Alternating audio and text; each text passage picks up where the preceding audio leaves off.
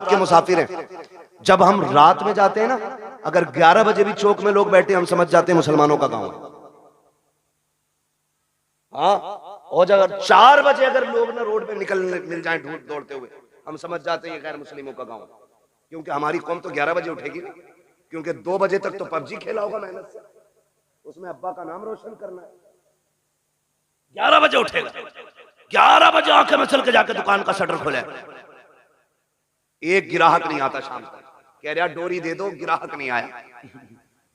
बरकत तो मनहूस तू खा गया। मेरे नबी ने कहा था, या अल्लाह मेरी उम्मत के सुबह के वक्त में बरकत अता फरमा।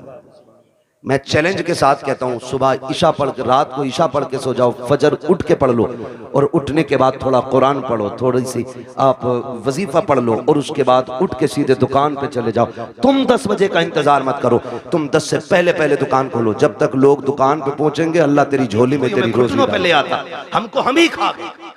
फिर कबंदी है कहीं और कहीं जाते हैं, क्या जमाने में पनपने की यही बातें हैं?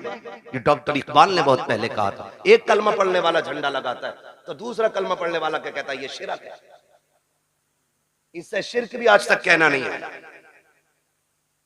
छोटे भाई का पजामा, बड़े भाई का कुर्ता, आके कह रहा शिरक। क्या शिरक है? कि झंडा नहीं लगना चाहिए। क्यों भाई? कि हुजूर के जमाने में झंडे नहीं लगे। वो गैरत कर भाई, पढ़ के किधर आए? हुजूर आए तो जिब्रील 3 झंडे लेके आए, 3 झंडे लेके आए। मैं झंडों पे भी बात करूंगा, लेकिन मैं समझाना चाहता हूं, यहां किसी भी बिरादरी का बंदा बैठा है, मैं कहता हूं बिरादरी रख के हुजूर का गुलाम बन के सुने। हुजूर आए, झंडा किसी ने लगा दिया, पेट में दर्द क्यों? आला हज़रत फरमाते हैं, वो जो न थे तो कुछ न था, वो जो ना हो तो कुछ ना हो, जान है वो जहान की, जान है तो जहान है। मैं नेताजी एक बात बताऊं, हमारी महफिलें जो होती है ना, ये एक सभा से अलग होती है। हम जितना हम बोलते हैं उतना इन्हें बुलवाते हैं। उसकी एक वजह यह भी होती है कि जब कयामत में हुजूर के मदह खानों को आवाज लगे, हुजूर के नात पढ़ने वालों को आवाज लगे, तो तमन्ना यह कि सबसे आगे हजरत हसन हो, उनके पीछे बरेली के अहमद रजा खान हो, उनके पीछे हम जैसे गुनाहगार गुलाम भी खड़े हो जाए। अगर कोई ये कहे कि भाई हसन तो हसन ठहरे, आला हजरत तो आला हजरत ठहरे, तुम्हें जगह कैसे मिलेगी? तो हमें एक दलील मालूम है। हजरत यूसुफ का हुस्न बिकने लगा मिस्र में, जानते हैं कि नहीं? पता है ना? यूसुफ जुलेखा की कहानी किसी को पता हो ना हो, बुड्ढो बुड्ढो को पता है, क्योंकि लैला मजनू यही बताते हैं। यूसुफ जुलेखा इनसे बेहतर कोई नहीं जानता। हमने तो किताबों में जैसे पढ़ा वो पढ़ा ही है, लेकिन बड़े बूढ़े बड़ा रंग दे के उसको पेश करते। तो सुना ही होगा दास्तान यूसुफ है, सुना ही होगा ना? तो ये एक तारीख रही। हजरत यूसुफ मिस्र के बाजार में बिकने लगे, ऐलान हो गया। ये बाज मर्रिखीन ने यहां तक लिखा है, एक दिन हजरत यूसुफ ना आईना देख रहे, ख्याल आया मेरे जैसा हसीन कौन होगा, मेरे जैसा हसीन कौन होगा? रब ने मुझे तो बड़ा ही हसीन बनाया। तो फिर यहां तक लिखा गया कि जैसे ये ख्याल आया, फिर रब ने फैसला कर दिया, यूसुफ जिस हुस्न पे नाज है ना, इसे हम कोड़ियों के दाम भी बेचेंगे। फिर कुएं से निकाल के खोटे सिक्कों में हजरत यूसुफ को बेचा गया। फिर खातिर दिल पे ये ख्याल आया, मालिक मेरी इतनी सी कीमत थी, कोटे सिक्कों में बेच दिया गया। कहा यूसुफ दिल थोड़ा न कर, अब तेरी बोली मिस्र के बाजार में लगवा के दिखाए। फिर रब ने मिस्र के बाजार में यूसुफ की बोली लगवाई। फिर कीमत कितनी थी, कभी खोटे सिक्कों में बेचा और कभी मिस्र के बाजार में खड़ा हुआ यूसुफ। ऐलान हुआ कीमत क्या है? कहा जिसके पास जो हो सारी दौलत लेके आ जाए, जो सबसे ज्यादा दौलत लेके आएगा वही यूसुफ को लेके जाएगा। सारे अमीर अपनी सारी दौलत लेके आ गए। मिस्र के बाजार में यूसुफ का हुस्न तोला जा रहा है, भीड़ लगी है देखने वालों की, खरीदार कम तमाशाई ज्यादा। जो भीड़ लगी थी वो चारों तरफ थी। अचानक पीछे से शोर हुआ, हटो बचो, हटो बचो। लोगों ने मुड़ के देखा क्या हो रहा है, देखा एक बूढ़ी औरत आ रही, और बूढ़ी औरत ने ना वो देखे होंगे चरखे ना, चरखे देखे नहीं? ये बड़े बूढ़ों के तो दौर में रहे हैं, मैं बच्चों से जवानों से पूछूं, देखे ना चरखे, रुई काटने वाले? तो उस औरत ने ना वो रुई काटा हुआ धागा बगल में रखा था। वो करी हटो बचो, का किधर? का सुना के आज यूसुफ की बोली लग रही, मैं भी खरीदने आई। किसी ने देखा, क्या लेके आई? ये है ना मेरे पास धागा। कितना का 5 सेर रुई पूरी तोल के उसको धागा बना के लेके आई। 5 सेर रुई का धागा है। किसी ने कहा फिर? कहा मैं लेके आई हूं, यूसुफ खरीदूंगी। हंस के कहने लगा, तू खरीदेगी? वो देख अजीज़े मिस्र की सारी दौलत पल्ले में चढ़ गई है, हीरे जवाहिरात से यूसुफ को तोला जा रहा है, फिर भी दौलत पूरी नहीं डाल रही है, तू धागे से तोलेगी? उसने कहा हटकर पगले, जाने तो दे। का करेगी क्या? का उस लाइन में तो जाके खड़ी हो जाओ जिसमें यूसुफ के खरीदार खड़े हैं। का किस लिए? का जब यूसुफ के खरीदारों का कयामत में तस्करा होगा और नाम लिया जाएगा तो जहां अज़ीज़े मिस्र की गिनती लगेगी वहां उस धागे वाली का भी नाम आ जाएगा।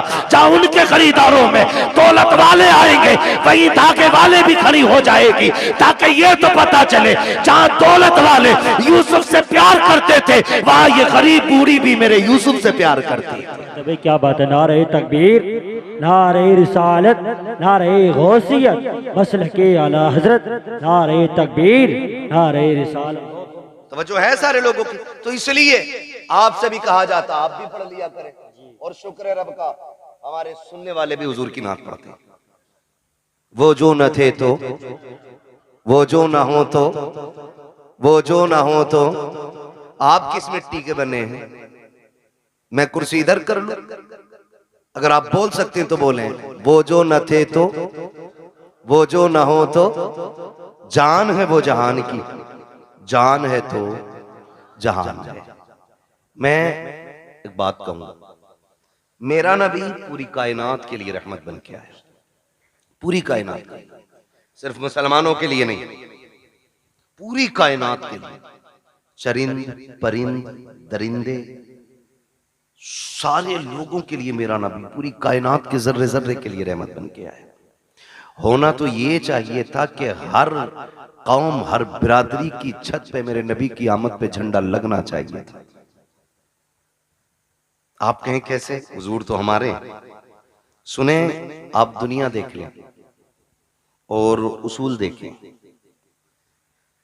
मैं पूरे चैलेंज के साथ कहता हूं, आज किसी घर में अगर बेटी मुस्कुराती है ना तो वो एहसान मेरे नबी का है। आज अगर किसी घर के अंदर माँ बेटे को थप्पड़ मार के खड़ी हो जाए और बेटा सर झुका के खड़ा रहे, माँ से कुछ नहीं कह रहा है ना, तो ये कमाल माँ का नहीं, कमाल मेरे नबी का है। अगर आज बाप बेटे को बीच चौराहे पे जूते से मारे और बेटा गर्दन झुका के मुस्कुराता रहे ना, तो इसमें कमाल बाप का नहीं है, इसमें कमाल रसूल पाक का है। इसलिए कि मेरे नबी ने ना माँ बाप का एहतराम सिखाया है। अगर आज हम माँ को उसकी जूतियों को सर पे रखने में जिंदगी की महराज समझते हैं ना, तो वो दिन दूर नहीं, भूले नहीं हमें जिस दिन मेरे नबी ने कहा था, अल जन्नतु तहता क़दामी उम्माहातिकुम, तुम्हारी जन्नत तुम्हारी माओं के कदमों के नीचे रखी गई है। तब से लोगों ने, कायनात ने माँ का एहतराम करना शुरू किया। और जब बाप का मामला था तो यही दुनिया, यही तारीख और यही समाज, यही लोग, यही हड्डियां, यही खून, कोई बदला नहीं ये दौर, यही सारी दुनिया थी। और बेटा बाप को बाजार में बेच देता था। मेरा नबी आया और आने के बाद का, लोगों रब की रजा बाप की रजा में है। अगर रब राजी, बाप राजी है तो तेरा रब राजी है, और तेरा बाप नाराज है तो तुझसे तेरा पैदा करने वाला खुदा भी नाराज है। तो तब से बाप का एहतराम हुआ। रह गई बेटी की बात, तो बेटी को तो लोग पैर की जूती समझते थे, जिंदा दफन करने पे फख्र करते थे। मैं इसलिए कहता हूं बेटियों, कभी सर से दुपट्टा उतरने लगे ना तो मगरिबी तहजीब पे मत जाना, फैशन के नाम पे बिगड़ने की कोशिश मत करना। जब सर का दुपट्टा सरक के कंधे पे आए ना, तो आमीना के लाल का एहसान याद करना, आमीना के लाल का एहसान। खुदा की कसम आज दिल झुकता है। लोग तालीम के नाम पे कहते हैं कि हमारी आज़ादी हमारा हक है, हम अपनी आज़ादी के साथ जी सकते हैं, दुपट्टा किसी की जिम्मेदारी से हम नहीं ओढ़ेंगे। मैं कहता हूँ खुदा की कसम, जो बेटियां ये समझती हैं ना कि दुपट्टा उतारने में इज्जत है, तारीख पढ़ के देख लो, औरत जितना छुप के रहती है उतनी इज्जतदार रहती है, जितना खुल के रहती है उतना ज्यादा जलील रहा करती है। चैलेंज है हमारा, जाओ दुनिया घूम के आ जाओ। और सच्ची बात बताऊं, ये जो खड़े रहते हैं ना, जो इस्लाम के खिलाफ बकवास करते हैं, इस्लाम ने, मुसलमानों ने औरतों को कैद में डाल दिया और पर्दा दे करके उन्हें फांसी दे दी, उनका ऐसा कर दिया। मेरा चैलेंज है, ये भी जब निकाह करने चलते हैं ना, शादी करने, इन्हें भी शरीफ बच्ची चाहिए होती है, इन्हें भी शरीफ बच्ची चाहिए होती है। और शराफत की सबसे बड़ी पहचान यह है कि बच्ची की नजरों में हया होना चाहिए। यह सबसे बड़ी पहचान शराफत की है कि उसकी नजरों में हया होनी चाहिए। कितना बड़ा दाग लगाने की कोशिश की जाती है कि इस्लाम ने औरत को पर्दे में डाल के ना उसकी जिंदगी को लिमिटेड कर दिया, उसके अधिकार, उसके हुकूक छीन लिए। और ये कहते हैं कि औरत का बराबर हक है मर्द के साथ। क्या बराबरी का हक है? तो लोगों का कहना यह है कि जैसे मर्द मजदूरी करता वैसे औरत भी मजदूरी करे। ये नजरिया कि अगर रोडवेज मर्द कंडक्टर है तो औरत भी होनी चाहिए, मर्द ड्राइवर है तो औरत भी होनी चाहिए, का ये बराबर का अधिकार है। मैं कहता हूं गैरत आनी चाहिए। कहा क्यों? कहा तुम हमारे इस्लाम के बारे में क्या जानो? इस्लाम वो खूबसूरत मजहब है जिसने पूरी इंसानियत के मुकम्मल हुकूक का ख्याल रखा है, एक एक हक का ख्याल रखा है। लोगों ने कहा कि इस्लाम ने औरत को पर्दे में रख के पाबंद कर दिया, वो घर के अंदर 4 लोगों का खाना बनाए। मैंने कहा तुम इसे गुलामी कहते हो, आओ तुम्हारी आज़ादी बताऊं। कहा आज़ादी किसे कहते? कि लड़की खुल के जिंदगी जिए, जो चाहे ड्यूटी करे, उसका भी सर्विस करने का हक है। मैंने कहा चल ठीक, हम लोग अक्सर फ्लाइट एयरवेज वगैरह जाना रहता है, आप जाकर के देखो वो तमाशा औरत का बनाया गया है। हर जगह पे आपको लड़की खड़ी मिलेगी, हर जगह पे। मुल्क के अंदर लाखों नौजवान बेरोजगार टहल रहे हैं, उन्हें एक वक्त की रोटी देने के लिए तैयार हम नहीं है। किसी को पढ़े लिखे IAS IPS पकौड़ियां तलने के लिए तैयार है, लेकिन नौकरी मिलने को तैयार नहीं है। बेटियों के हुकूक के लिए लड़ने वालों, कौन से हक की बात करते हो? आपने लेकर के एक छोटी सी दुकान से हवाई जहाज तक बच्चियों को ले जाके खड़ा कर दिया और बात करते हो हमने इज्जत दी है। मैं तारीख के हवाले में ये बात कहना चाहता हूँ, जिम्मेदारी के साथ कहता हूँ, जाओ जाकर के किसी भी फ्लाइट को देख लो, एक फ्लाइट के अंदर कम से कम 350 बंदे बैठा करते हैं और उसके अंदर उनकी देखभाल के लिए 3 से 4 बच्चियां होती हैं। 350 लोगों को सुबह से शाम तक पानी पिलाना, और उनकी ड्यूटी में यह लाजिम होता है तुमसे कोई किसी भी तरह बात करे, तुमको उनसे मुस्कुरा के बात करनी है। किसी के लहजे का भी, गलत लहजे का भी जवाब तुम्हें सख्ती से नहीं देना है, वरना तनख्वाह काट ली जाएगी। साहिब किस आजादी की बात करते हो? जिसने बेटियों से कपड़ों का हक छीन लिया तुम उसे आजादी कहते हो, जिसने उसकी इज्जत का हक छीन लिया तुम उसे आजादी कहते हो। 4 बच्चियां 350 लोगों की नौकरी कर रही है, तुम उसे आजादी कहते हो। ये आजादी नहीं है, ये गुलामी है। आजादी ये है कि 4 भाइयों की एक बहन हो, अपने भाइयों को इज्जत से खाना खिलाए, लेकिन खुदा की कसम किसी की मां ने दूध नहीं पिलाया है कि उस बहन की तरफ कोई नजर बिगाड़ के देख भी सके। इसलिए कि इज्जत के रखवाले रब ने 4 भाई दिए हैं और तुम इज्जतें लूट के आजादी देते हो। इस्लाम इज्जतें दे के बेटियों को आजादी अता फरमाता है। नारे तकबीर, नारे रिसालत, नारे गौसियत, मसलके आला हजरत उलमाए अहले सुन्नत हजरत उल्लामा मुफ्ती हम्माद साहिब क़िबला मुरादाबादी। नारे तकबीर, नारे। ये आजादी हमारे इस्लाम ने दी है। वो 4 लोगों का बना रही। बताओ 4 लोगों का खाना मुश्किल है या 400 लोगों का? बोले 400। और घर में बहन के तेवर देखे आपने? उसने पोछा लगाया और जूता पहन के आ जाना, फिर बड़े हो या छोटे खैरियत नहीं है। बिस्तर अगर बहन ने लगा दिया तुम कूद के बैठ जाना, चादर अगर सिमट गई तो खैरियत नहीं है। झाड़ू लेके पीछे भागे तो कम, जूता लेके पीछे भागे तो कम। बड़ा भी है तो डर रहा है क्योंकि उसने सफाई की। तो मैं ये कहना चाहता हूं, ये इज्जत हमारे इस्लाम ने दी, ये इज्जत हमारा मजहब देता है। लेकिन दिल के पपोले जल उठे सीने के दाग से, इस घर को आग लग गई घर के चिराग से। किसके लिए रोए हम? कमी तो हमारी है ना सारी। खतावार तो हम ही है ना कहीं, चूक तो हम ही से हुई है कहीं ना कहीं। मैं कह रहा था मेरी बेटी सर से दुपट्टा उतरने लगे तो बाप की इज्जत को सोचना या मत सोचना वो तेरे लायक और नालायक होने पे डिपेंड करता है, लेकिन तुझ पे लाजिम है जब दुपट्टा उतरने लगे तो एक बार मदीने वाले मुस्तफा के बारे में जरूर सोचना। क्या बात है भाई जिंदा। उनके बारे में जरूर सोचना जिन्होंने बेटियों को दुपट्टे दिए, बेटियों को दुपट्टे दिए। आज हम अपनी कौम से सिर्फ इतना कहेंगे, हुजूर के दिए हुए किरदार को मजबूती से थाम। मेरे हुजूर आए, कायनात को इज्जत मिली, कायनात को इज्जत मिली, सरकार आए। और खुदा की कसम मैं ये नहीं कहूंगा, मैं तो हर कलमा पढ़ने वाले से कहता हूं कि सारे ही हुजूर के नाम का झंडा लगाओ, सारे हुजूर के नाम का। लेकिन करना क्या है, हमें तो हम ही खा गए ना, हमें तो हम ही खा गए। वरना दुनिया में ताकत नहीं थी कोई हमें मिटा लेता, औकात नहीं थी कोई हमें घुटनों पे ले आता, हमको हम ही खा गए। फिर कबंदी है कहीं और कहीं जाते हैं, क्या जमाने में पनपने की यही बातें हैं? ये डॉक्टर इकबाल ने बहुत पहले कहा था, एक कलमा पढ़ने वाला झंडा लगाता है तो दूसरा कलमा पढ़ने वाला क्या कहता है, ये शिरक है। इससे शिरक भी आज तक कहना नहीं आया। छोटे भाई का पजामा, बड़े भाई का कुर्ता, आके कह रहा शिरक। क्या शिरक है? कि झंडा नहीं लगना चाहिए। क्यों भाई? कि हुजूर के जमाने में झंडे नहीं लगे। वो गैरत कर भाई, पढ़ के किधर आए? हुजूर आए तो जिब्रील 3 झंडे लेके आए,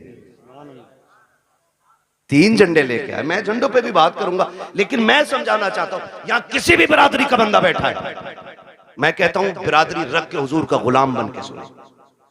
हुजूर आए, झंडा किसी ने लगा दिया, पेट में दर्द क्यों? ओ भाई किसी झंडे पे पंजा लगा है, कौन सी पार्टी का झंडा है? बोले। यहां क्यों नहीं बोल रहे? जिसके घर में चूहे अजान दे रहे वो भी दुकान पे बैठ के देश चलाता है। हाँ, बीवी ने नमक मंगाया था, पैसे नहीं थे, लेकिन आके दुकान पे टांग रख के बीड़ी लगा के कह रहा किसकी बन रही है? अगर किसी जान पहचान के ने कह दिया फला की बन रही है, कह रहा चुप कर, 70 उसकी आ रही है। जिनसे घर नहीं चलता वो देश चलाने की बातें बैठ जाते। बताइए जरा, इतनी तो पहचान होगी। पंजा लगा तो किसका झंडा? जोर से ये बच्चे बोल रहे हैं, बड़े बड़ों गैरत करो, किसका झंडा? और साइकिल देखी तो मैं प्रचार नहीं कर रहा हूं इलेक्शन का, मैं कुछ बताना चाहता हूं कुछ। किसका? हाँ, यही ना, बच्चों को तुमसे ज्यादा नॉलेज होनी चाहिए। साइकिल किसका निशान बना? अच्छा, हाथी लगा देख लिया तो बसपा, और अगर फूल बना देखा तो बीजेपी। अच्छा, किसी के मकान पे ये झंडा अगर लगा है, समझो है ना, ये झंडा अगर लगा है तो जिस पार्टी का झंडा होगा देखने वाला समझ जाएगा कि जिसका झंडा उसी का बंदा है ना। यही होता है क्या नहीं? मिसाल के तो बस अब समझे, इस बात से मैं समझाना चाहता हूं। झंडे से एतराज क्यों? हर पार्टी का अलग झंडा, हर कौम का अलग झंडा, हर मजहब का अलग झंडा है। अब जरा सोचिए, साइकिल देखी समाजवादी का कहलाया, पंजा देखा कांग्रेस का कहलाया, हाथी देखा बसपा वाला कहलाया, कमल देखा बीजेपी वाला कहलाया। अगर विलादत का झंडा देखेगा तो कोई मोहम्मदी नहीं कहलाएगा। बताओ तो सही, अगर साइकिल लगा के तुम समाजवादी वाले हो सकते हो तो विलादत का झंडा लगा के तुम्हें मोहम्मदी होने में क्या परेशानी होगी? क्या बात है भाई, जिंदाबाद जिंदाबाद।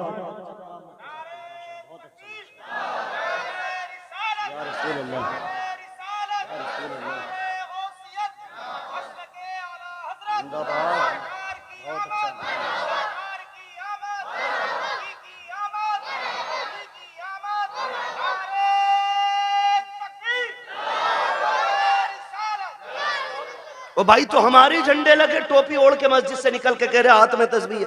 अजीब मक्कार लोग हैं, तस्बीह भी नहीं रुकती, जीभ भी नहीं रुकती। जिक्र कौन कर रहा है, किधर हो रहा भाई?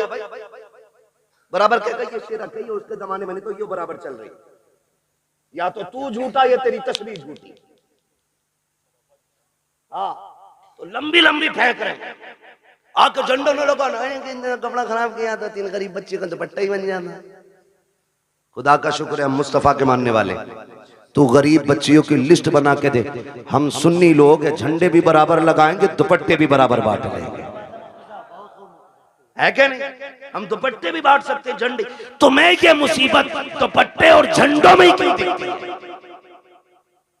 फजूल खर्ची है। ये जो लाइट लगी है ना, ये फालतू थी, ये नहीं लगानी चाहिए थी, नहीं लगानी चाहिए थी। मैं एक बात कहना चाहता हूँ, हुजूर का मिलाद आए तो तुझे लाइट फालतू लगती है, तुझे रोशनी फालतू लगती है, तुझे लाइटिंग गलत लगती है, तुझे झालर झूमर से तेरे पेट में दर्द होता है, तब तुझे गरीब याद आते हैं। जब तेरे बेटे के निकाह का मौका आता है, एक दिन पहले जनरेटर लग जाता, 2 दिन बाद तक चलता है, पूरा घर सजा रहता है, तब तुझे गरीब के बच्चे क्यों याद नहीं आते हैं? जब सुन्नी के दरवाजे पे झंडा लगता है, तब तुझे गरीब बच्चियों के दुपट्टे याद आते हैं। जब तेरे बेटे के निकाह में 1.5 लाख की आतिशबाजी होती है, तब तुझे गरीब की बच्चियां याद क्यों नहीं आती है? पता ये चला तुझे हमदर्दी गरीब से नहीं है, तुझे नफरत फजूल खर्ची से नहीं है, तुझे नफरत हुजूर के झंडे से है, और तू ढोंग दिखाता है। खुदा की कसम, हम हुजूर की आमद पे इसलिए रोशनी करते हैं कि सारी कायनात मेरे मुस्तफा के सदक़े में बनाई गई। जिंदाबाद जिंदाबाद। अगर हुजूर की आमद पे नहीं तो फिर कुछ भी।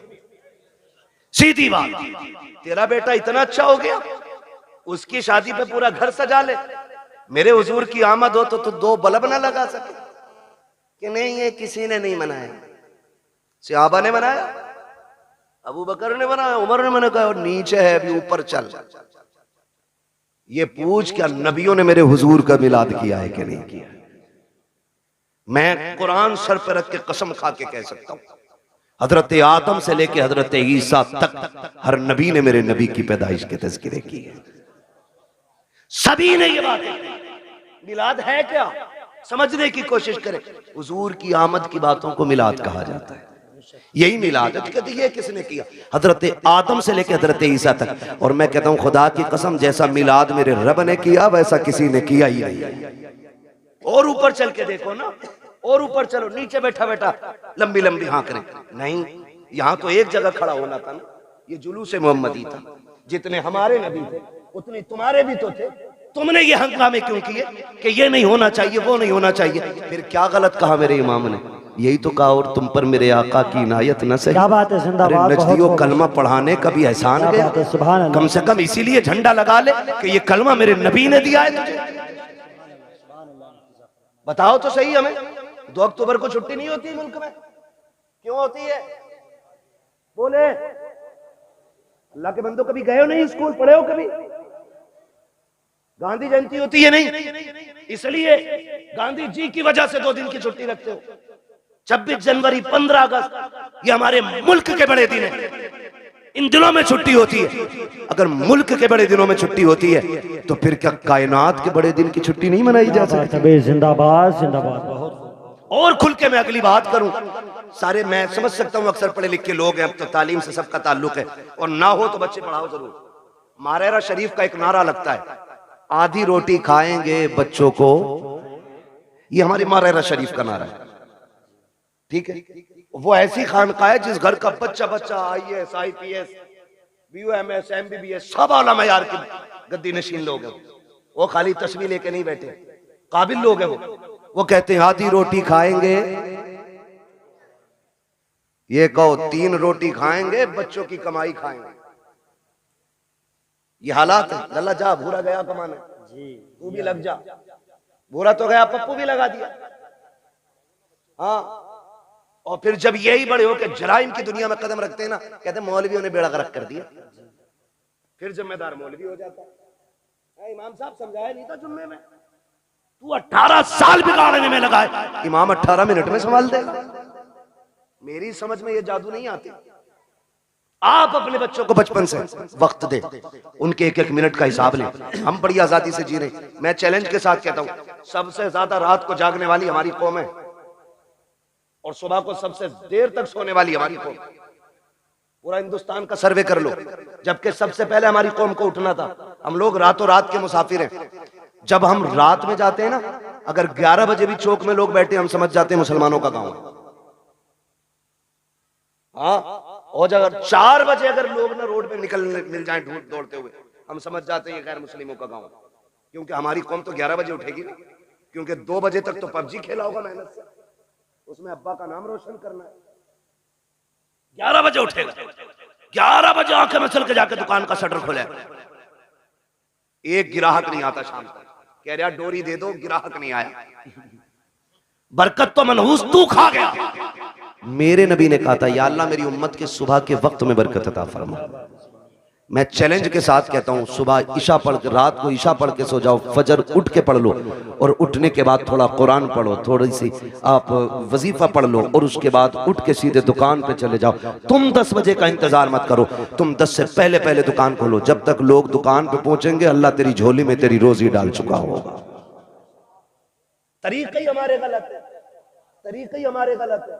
शिकारी भी शिकार करने जाते, रात भर आंखें फोड़ते, तब जाके शिकार मिलता है। दुकान पे 12 बजे जा रहे हैं, तो बदले अपने रवैये। तो ये हमारी कौम की कंडीशन है, सबसे बाद में सोना और सबसे बाद में उठना। बुरा ना मानिएगा, एक से कहने लगे साहब बच्चे को नहीं डांटते आप, उसने पता क्या कहा, क्या वो सुनता ही नहीं। तुम बात करियो, हमने कहा अल्लाह क्यों 2 बजे तक पबजी खेल रहा, कई पागल हो गए, तो कह रहा 1 बजे तक तो मेरे अब्बा भी चलाते मोबाइल। अब बताओ सुधरेगी ऐसे कौन? एक कहावत है बड़े बूढ़ों की, खरबूजे को देख के खरबूजा खरबूजा रंग बदलता है। तो ऐसे हालात बनाओ आप कि आपके बच्चे एक दूसरे को देख के पढ़ें, आगे बढ़े। एक कह रहा पबजी में तू कहां पहुंच गया, तो बता रहा मैं वहां पहुंच गया, तो अपना आप और उससे आगे जा रहा। गलत नहीं कह रहा हूं। 9-9 साल के इतना बड़ा मोबाइल लिए नाली पे मिलेंगे बैठे हुए, नाली पे। भाई इसको उधर घुमा दो थोड़ा सा, इसकी हवा नुकसान दे रही। नाली पे बैठे मिलेंगे मेरी कौम के नौजवान, नालियों पे बैठे नहीं क्यों मरे? पढ़िए, आगे बढ़िए। उसके बाद कहते अरे नेताओं ने बेड़ा गर्क कर दिया, इनसे बारिश नहीं करी, मेरी तो नौकरी लग रही थी, मैं तो डॉक्टर बन जाता, मास्टर बन जाता। जो कौम घूस दे के पास होती है ना, वो कभी कामयाब नहीं हुआ करती है। मेहनत करो, खुद एड़ियां रगड़ो, और जो एड़ियां तुम्हारी रगड़ी जाएंगी, जो उससे पानी निकलेगा, खुदा की कसम वो चश्मा तुम्हारी आखिरी सांस तक चलता रहेगा। गलती तुमने ये की है, दूसरे के कंधों पे चले हो। काश अपनी जिम्मेदारी लेके आगे बढ़ते, खुद मेहनत करते। अगर तुम्हारे अंदर काबिलियत होती, किसी की मां ने दूध नहीं पिलाया था, तुमसे हक छीन लेता, जो हकदार होता है उसे हक हर हाल में मिल के रहा करता। सुभान अल्लाह। नारे तकबीर, नारे रिसालत, मसलके आला हजरत, नारे तकबीर। पढ़ोगे इंशाअल्लाह? कितनी जोर से इंशाअल्लाह कह रहे हो, अल्लाह तुम्हारी इंशाअल्लाह में बरकत दे दे। हाँ तो भैया देखो, सीधी सी बात है, मैं आपको एक बता दूं, सुनना बहुत गौर से मेरी बात। एक है कानून कुदरत और एक है कानून फितरत। दोनों चीजें याद रखना। कानून कुदरत में माफी है, कानून फितरत में माफी नहीं। कानून कुदरत यह है कि तुमसे गुनाह हो गया है, एक दिन मुसल्ला बिछा के रो दो रब के आगे। वह इतना बड़ा कादिर मुतलक है, तेरी पूरी जिंदगी के गुनाह एक लम्हे में माफ कर सकता है। यह है कानून कुदरत। लेकिन एक है फितरत। वो क्या है? कानून फितरत यह है कि ट्रेन आ रही है 120 की स्पीड से और तुम यूं खड़े हो जाओ कि अल्लाह चाहेगा तभी मरेंगे, नहीं चाहेगा नहीं मरेंगे। वो आई और छीछड़े बखेड़ गई, फिर कहने लगो अल्लाह ऐसे ही चाह रहा था। ये फितरत है। आप स्पीड वाली गाड़ी के आगे खड़े होगे तो नुकसान पहुंचेगा। आप भरे दरिया में हाथ पैर बांध के डाल दो किसी को, और फिर कहो भाई कुदरत के ऊपर छोड़ दिया हमने। किसी को डेग में बंद करके पानी भर के नीचे से आग लगा दो और कहो जी कुदरत है, मरेगा मर जाएगा, बचेगा बच जाएगा। तो फितरत क्या है? बचना नहीं है ना। तो ये फितरत है। इसी तरह फितरत का ये भी कानून है, जो पढ़ेगा वो आगे बढ़ेगा, वरना आने वाले दौर में अनपढ़ों से नाली भी साफ नहीं कराई जाएगी। बिजनेस तो छोड़ो, बहुत बड़ी बात है, नालियां नहीं साफ करते और भीख भी नहीं मिलेगी। हालात इतने बदल गए। बब्बू भाई एक आया गाड़ी के पास, कहने लगा देखो, मैंने कहा टूटे नहीं है, QR कोड निकाला, कह रहा इस पे कर दो। ये भिखारियों ने तरक्की की है और हमने, अब्बा पे 18 थी, अल्लाह ने किस्मत से 3 बेटे दे दिए, 6-6 बीघे रह गई, और फिर अल्लाह ने उनको अगर 2 दे दिए फिर 3-3 रह गई, और अगर उनके 2 हो गए आगे रोड पर।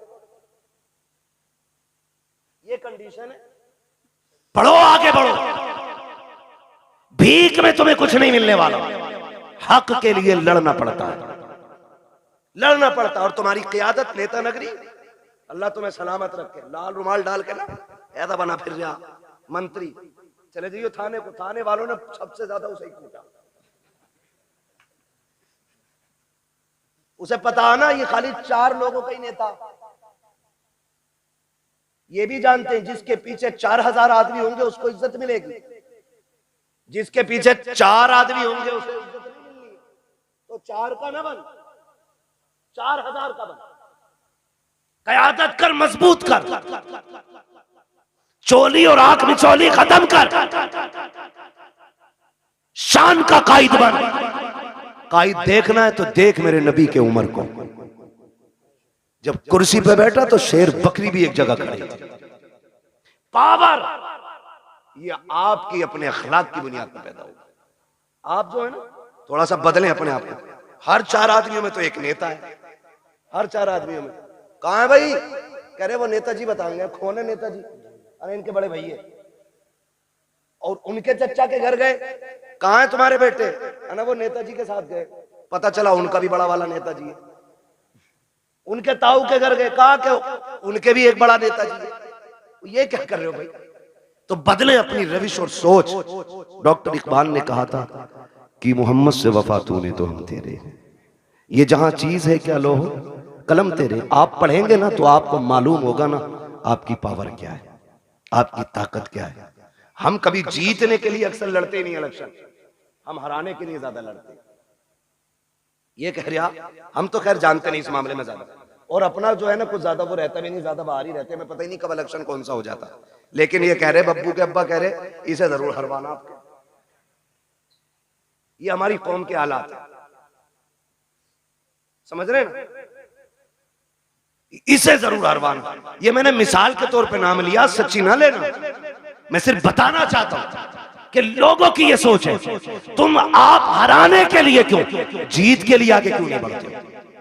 जीत के लिए आगे बढ़ो, अपना हक हासिल करो। आपका एक नुमाइंदा अगर बीच चौराहे पे खड़ा हो जाए, कहते जो ये कहे वो हम कहेंगे, खुदा की कसम औकात नहीं है किसी की। अगर एसएसपी भी आके तेरे गांव के जेब कतरे को ले जाए, खुदा की कसम ये जो घरों में आग लगती है या तो तेरी लगाई है या मेरी लगाई है। आज भी वक्त है, इत्तेफाक पैदा कर लो, एक जगह खड़े हो जाओ। किसी की माँ ने दूध नहीं पिलाया है, कोई तुम्हारा बाल बेका भी करके दिखा।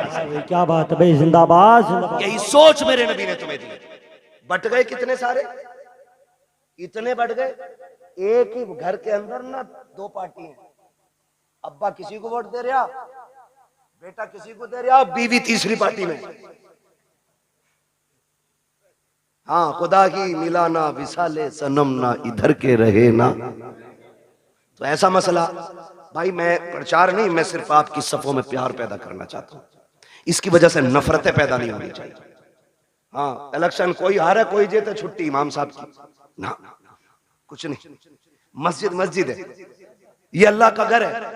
आके कह रहे निकालो, क्योंकि पिछले जुमे में मुझे सुनवाई आई थी, इन्होंने कही थी कलुआ कोई दियो सारे वोट। इमाम को पता ही नहीं कलुआ कौन था, वो छुट्टी हुई ना। हमारा दीन है, हम अपने दीन को खालिस रखें। मस्जिद में आए, इमाम से कहें वो तरीका बता जिस तरीके से मेरा नबी खाना खाता है, वो तरीका बताओ जिस तरीके से मेरा नबी पानी पीता है। हम इसीलिए तो हुजूर का मिलाद मनाते हैं, क्योंकि हुजूर आए तो खुदा की रहमतें बरसने लग गई, हुजूर आए तो कायनात मुस्कुराने लग गई। और हुजूर का मिलाद तो सबसे पहले मेरे रब ने ऐलान किया। हुजूर की विलादत की खुशखबरियां कायनात में मेरे रब ने फैलाई हैं। आप तारीख का ये बाब पलट करके देखिए, हर बंदा ये सोचता है। मैं आपको समझाना चाहता हूँ, खुदारा सुने बहुत गौर से। आज ना बड़ी आसानी से जब देखा ना कि दामाद मालदार है तो नसब नहीं देखा, जात नहीं देखी, मजहब नहीं देखा, जाके ना हम डायरेक्ट बेटी डाला है। भाई मजहब तो देख लेता, देखता ये अकीदा है कि बद अकीदा है कि खुश अकीदा है। हम मौलाना पैसे वाला था इसलिए लड़की दे दी, लड़की सुकून से रहेगी। नहीं मेरे भाई, तूने बेटी जहन्नम में झोंक दी है, क्योंकि ये 60 साल फाके से भी कट सकते हैं, लेकिन मरने वाली बात की जो जिंदगी है वो बड़ी मुश्किल हो जाएगी। वो 60 साल की नहीं, वो दायमी जिंदगी है। इसलिए खुदा के वास्ते पैसा देख के बेटी ना दिया करो, दीन देख के बेटी दिया करो, इसलिए कि पैसे के बगैर गुजारे हैं, लेकिन दीन के बगैर गुजारा नहीं हो सकता है। आज मेरी कौम कितनी आसानी से बर्बादी के दहाने पर है, हम आपस में बर्बाद होते जा रहे हैं। हुजूर से सच्चा प्यार क्यों नहीं करते हो? कई बार हमें भी कमेंट किया जाता है, मौलाना वहाबियों ने क्या बिगाड़ा है। मैं कहता हूं खुदा की कसम, जितनी जमीन हमारे बाप की कल थी उतनी आज भी है और उतनी कल भी रहेगी इंशाअल्लाह। हमारी न किसी ने छीनी है, न हमने किसी वहाबी से छीनी है, न किसी वहाबी ने हमारी बैंड काटी है। का झगड़ा किस बात का है? मैंने कहा झगड़ा सिर्फ इतना है, ये बेगैरत ये कहते हैं कि नबी के माँ बाप जहन्नमी है माज़अल्लाह। मुझे ये बताओ, जिसकी गोद में ऐसा शहजादा आया हो, जिसके सदके में रब ने जन्नत बनाई है, उस माँ को जहन्नम में कैसे डाला जा सकता है? हमारा झगड़ा तो इस बात का है, इन्होंने नबी के माँ बाप को जहन्नमी कहा। सुनो, हमारे बाप को कोई गाली दे हम बर्दाश्त कर सकते हैं, खानदान को कोई गाली दे हम गवारा करेंगे, मेरे नबी को कोई गाली दे ये गवारा नहीं किया जाएगा। उनके माँ बाप को कोई बुरा भला कहे ये गवारा नहीं किया जाएगा, इसलिए कि हमारा ईमान ये है, जमीनो जमा तुम्हारे लिए, मकीनो मका तुम्हारे लिए, चुनीनो चुना तुम्हारे लिए, बने दो जहां तुम्हारे लिए, हम आए यहाँ तुम्हारे लिए, उठे भी वहां तुम्हारे लिए। तो भाई नारे तकबीर, नारे रिसालत, नारे गौसियत, मसलके आला हजरत हजरत अल्लामा मुफ्ती हम्माद साहिब किबला, नारे तकबीर, नारे। ये हमारा नजरिया भाई, हमारा कोई झगड़ा नहीं, सिर्फ इतना झगड़ा नबी के माँ बाप को जहन्नमी कहते। वो खुद मेरे नबी क्या फरमाते? आका फरमाते, लोगों आदम से लेके अब्दुल्लाह तक जितने पुश्तों में मेरा नूर गया वो सारे शान वाले लोग थे। जितने रहमों से मैं गुजरता रहा वो सारे रहम अजमतों वाले। मेरे नबी ने गोया बताया कि मेरे नसब में जितने मर्द और औरतें आती हैं अल्लाह ने सबको इज्जत वाला बनाया है। ये मेरे नबी का ऐलान है। और खुदा की कसम, मेरे महबूब का नूर देखे, अल्लाह ने महबूब के नूर को बनाने के बाद जमीन व आसमान, जन्नत दोज़ख बनाए। फिर तख्लीक इंसानियत का जो मसला आया है ना, जो मसला आया है, हजरत आदम को सबसे पहले रब ने बनाया। किसको बनाया? जोर से। हजरत आदम का पुतला बनाया गया। जब वजूद तैयार हो गया, उनका वजूद तैयार, लोग कहते हैं कि इंसान पहले बंदर था। अजीब तहकीक के लिए घूम रहा है। जो बंदर की औलाद है वो बंदर कह रहे हैं अपने आप। हम तो आदम की औलाद है इसलिए आदमी है। ठीक है जी। हजरत आदम को बनाया, पहला इंसान हजरत आदम बने। जब पुतला तैयार हो गया ना, तो अल्लाह ने हुक्म दिया, रूह को जाओ अंदर चली जाओ। रूह अंदर गई ना, लौट आई। रब ने फरमाया वापस क्यों आ गई? उसने कहा इसलिए आ गई कि अंदर दिल नहीं लग रहा था। मेरे नबी की शान मुलाहिजा करें कि अंदर दिल नहीं लग रहा था। फिर रब ने फरमाया अच्छा। फिर रब ने महबूब के नूर को हजरत आदम के वजूद में रखा। फिर जब रूह को हुक्म दिया अब जा, रूह गई तो अब निकलने का नाम नहीं ले रहे। कहा क्यों? कहा अब मेरा दिल लगने लगा है, क्योंकि इस वजूद में तेरे महबूब का नूर मौजूद है। हुजूर का नूर ना आदम अलैहिस्सलाम के वजूद में पहले पुश्त में रखा गया। जब पुश्त में था तो सारे फरिश्ते हाथ बांधे रहते। फिर वो नूर मुंतकिल करके पेशानी आदम में आया तो फरिश्ते सामने आ गए। हजरत आदम कहते हैं अल्लाह, ये फरिश्ते कभी पीछे कभी आगे हाथ बांधे रहते हैं, मसला क्या? रब ने फरमाया आदम बात तेरी नहीं, बात मेरे महबूब की है। क्या मतलब? का वो नूर तेरी पुश्त में था तो ये उसकी ज़ियारत के लिए पीछे खड़े रहते थे। जब पेशानी में आ गया ना तो ये सामने आने लगे। तो ये सामने आ गए, कहने लगे अल्लाह मुझे दिखा ना। फिर रब ने वो झलक हजरत आदम के नाखूनों में दिखाई। और हजरत आदम ने जब हुजूर के नूर को देखा ना तो फिर चूम लिया। जब चूम लिया, खुदा का शुक्र है हम आदम की औलाद है। उन्होंने नूरे मोहम्मद देख के चूमा था, हम नामे मोहम्मद सुन के चूम लिया करते हैं। ये हमारा तरीका। अब वो नूर हजरत आदम से हजरत अब्दुल्लाह तक आया। मुझसे गुजारिश पहले ही हो गई थी कि हुजूर का शजरा भी हो जाए। तो आज चूंकि मौजू भी है, बात भी है, मैं बताऊं कि किन किन जातों को मेरे नबी के नूर ने इज्जत बख्शी है। उसके लिए थोड़ा सा आपको मेहनत करनी पड़ेगी। आप जरा बोल दें सुभान अल्लाह। ऐसा नहीं ये सामने वाले बच्चे ना मेरा साथ दे, जब मेरा हाथ का इशारा हो ना, मैं वो हुजूर के नसब के नाम बताऊं जिन जिन जिस्म पुश्तों में मेरे हुजूर का नूर मुंतकिल होता रहा है। ठीक है, जब मैं हाथ का इशारा करूं समझ लेना मौलवी की सांस घुटने लगे। मौलवी सांस लेना चाह रहे तो आपको क्या बोलना है? इतनी जोर से बोलना ताकि मैं अपने गांव की मस्जिद के चनों का शोर भूल जाऊं। ठीक है जी, समझते हैं बात? हाँ, कितनी जोर से बोलेंगे जरा बोल के दिखा। और हाथ देखते रहना मेरा, ये नहीं मैं शुरू हो जाऊं तो फिर ऐसे देखने लगूं और मौलवी का दम घुटने लगे। ठीक है जी, मैं हुजूर का मिलाद पढ़ने लगा हूं, जरा बोल दे सुभान अल्लाह। है जवान हो, अल्लाह करे जवानियां सलामत रहे। अभी तो शादियां भी नहीं हुई है ना, अभी तो शादियां भी नहीं हुई है, तो फिर इतनी कमजोरी से कैसे बोल रहे हो सुभान अल्लाह? जरा बोले सुभान अल्लाह। ये मैं नहीं जानता ये इनकी उम्र कितनी है, लेकिन इन्होंने ऐसा नारा लगाया था कि मुझे गैरत चढ़ गई थी कि इस उम्र में इतना तगड़ा नारा। अल्लाह इन्हें सलामत रखे। हाँ, शादी के बाद कमजोरी आती है लेकिन इनमें तगड़े हैं। ठीक है जी, बोले जरा मचल के सुभान अल्लाह। आप जब बोलेंगे ना तभी मैं आगे शजरा पढ़ता रहूंगा, वरना मसला देखो माइक आपका इतना अच्छा है कि इसने बोलने का बिल्कुल किनारे पे लाके रख दिया, बोलने ही नहीं दे रहा है। जो मैं अपने रविश में बोलता हूँ ना तो ये धीरे धीरे धीरे धीरे धीरे हो रहा है। ठीक है, बस मैं आपको हुजूर का शजरा सुनाऊंगा तो मिलाद हुजूर का, फिर बोले सुभान अल्लाह। नारे तकबीर, नारे रिसालत, नारे गौसियत, मसलके आला हजरत शायर इस्लाम ज़िशान रज़ा कादरी, नारे तकबीर, मद्दाह रसूल राशिद रज़ा मरकजी, नारे तकबीर, नारे रिसालत। एक शायर साहब गए थे, अल्लाह करम से दो आ गए। कितनी बरकत होती है माशाअल्लाह। अभी आपको सुनना, मेरा टाइम पूरा हो चुका है, 12:30 बज गए। बोलने जरा सुभान अल्लाह और जोर से। ऑपरेटर साहब थोड़ी सी ऐसी आवाज दे दो कि ये अपनी आवाज से हमारी पहुंचा दे, हमें चीखना ना पड़े ज्यादा, है ना? ठीक है, थोड़ा गला पकड़ रहा बहुत ज्यादा आपका, ये तवज्जो है सारे लोगों की। अगर कोई फूक गया ना पैसे ले लेना उसका, मगर आवाज खोल दो थोड़ी सी। बोलने जरा सामने वाले बोलते सुभान अल्लाह। मैंने इको बढ़ाने नहीं कहा, मैंने आवाज बढ़ाने को कहा है। ठीक है, इको ना बढ़ाएं, आवाज बढ़ा दें। ठीक है बच्चे, आप मेरा साथ दें माशाअल्लाह। ये मेरी कमेटी के लोग हैं, देख रहे हो जिहाद क्या, ये पूरा शहादत के अंदर मंजिले में आ गया बंदा। बोले सुभान अल्लाह। मेरे बच्चों इतनी जोर से आप सुभान अल्लाह बोलो कि गला बैठ जाए, और गला बैठ जाए। अम्मी पूछे क्या हुआ, कहना अम्मी जब सारे लोग बोलने में कंजूसी कर रहे थे तब हम हुजूर की महफिल में गले की कुर्बानी देते। ठीक है ना, इतनी जोर से बोलना। जरा बोले सारे में चल के सुभान अल्लाह।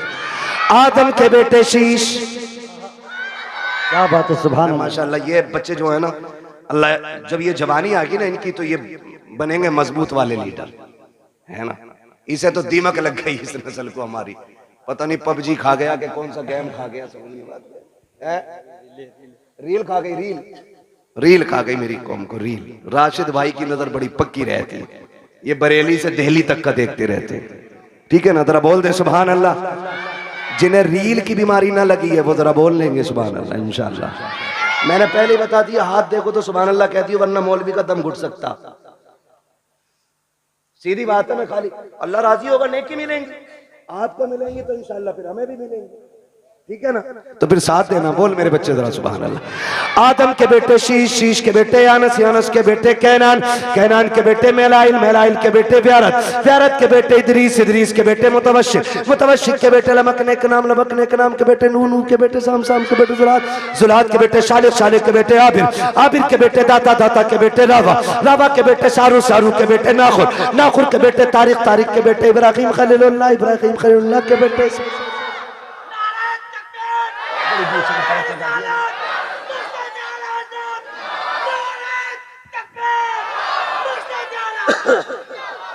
जी अल्लाह सलामत रखे। दीवाना इसे ही कहते हैं, दीवाने को तहकीर से दीवाना ना कहो, दीवाना बहुत सोच के दीवाना बना है।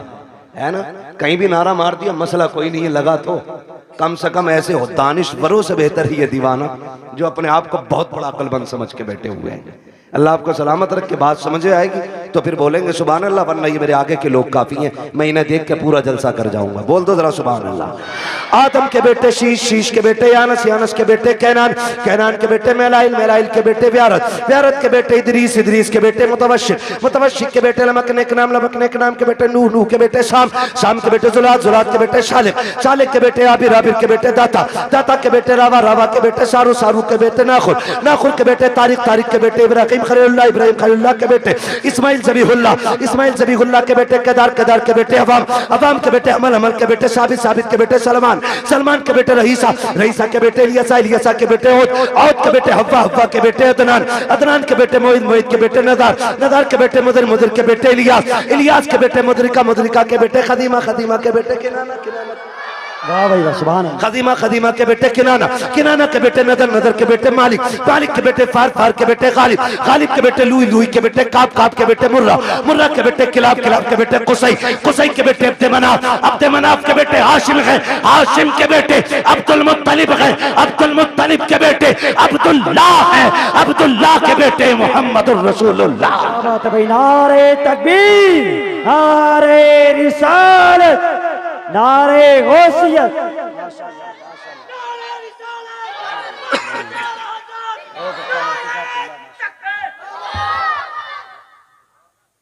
तवज्जो है सारे लोगों की? अब तो बोल दे जरा सुभान अल्लाह और जोर से।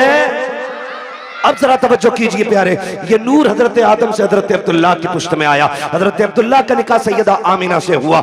अभी 3 माह का अरसा गुजरा है, हजरत अब्दुल्लाह परदेश जाने लगे हैं। बीवी से कहते मेरी मेरी शरीक हयात परदेश जा रहा हूँ। कहती मेरे सरताज अभी 3 महीने गुजरे हैं, अभी जी भर के मैंने देखा भी नहीं है, इतनी जल्दी जुदाई की बात है? का कुछ दिन की बात है, वापस आएंगे, साथ रहेंगे, प्यार मोहब्बत की जिंदगी गुजारेंगे, तेरे हाथ की बनी रोटी खाएंगे। लेकिन मशीयत को कुछ और ही मंजूर था। हजरत अब्दुल्लाह गए तो, लेकिन जिंदा वापस ना आ सके, रास्ते में इंतकाल हो जाता है। जरा दिल थाम के मेरी बात सुनिएगा प्यारे, हजरत अब्दुल्लाह का इंतकाल हुआ, वापस नहीं आए हैं। लेकिन जब तारीख आई हजरत अब्दुल्लाह की वापसी की, तो जिस तरह आज बाप परदेश से आता है, बेटियां घर में तैयारियां करती हैं, शोहर परदेश से आता है, बीवियां घर में तैयारियां करती हैं, हजरत आमिना तैयारियां कर रही है, घर की सफाई चल रही है, बिस्तर लगाया जा रहा है। हजरत अब्दुल मुत्तलिब कहते हैं आमिना बेटी बता तो सही, ये इतनी खुशियां किसके लिए है? कब्बा आज मेरे अब्दुल्लाह आने वाले हैं, ये सारा इंतजाम उनके लिए है। कहते बेटे खाना तो खा लिया होता।